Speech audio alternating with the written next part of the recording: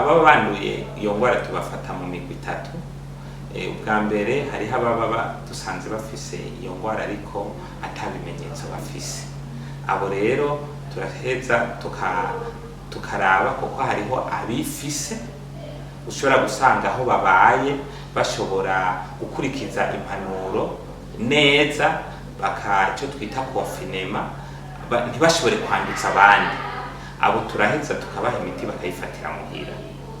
Ariko abo tubona yuko mu kibano bigoye aho babaho batuye babana n'abantu benshi bishobora kugorana, abo tuja tubatwara mu kigo twateguye kiri muri Source du Nil, tugaheza akaba ariho baguma bakaronka imiti tukabandanya tubakurikirana cyo kimwe nabo bari muhira.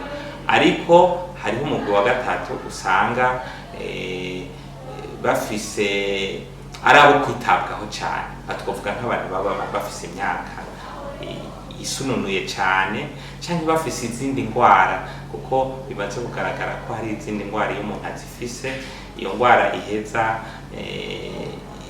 ikagira ingaruka mbi ndetse igashobora no guhitana uwo muntu. Abo rero duca tubatwara mu bitaro mu mavuriro kugira dushobore kubakurikirana.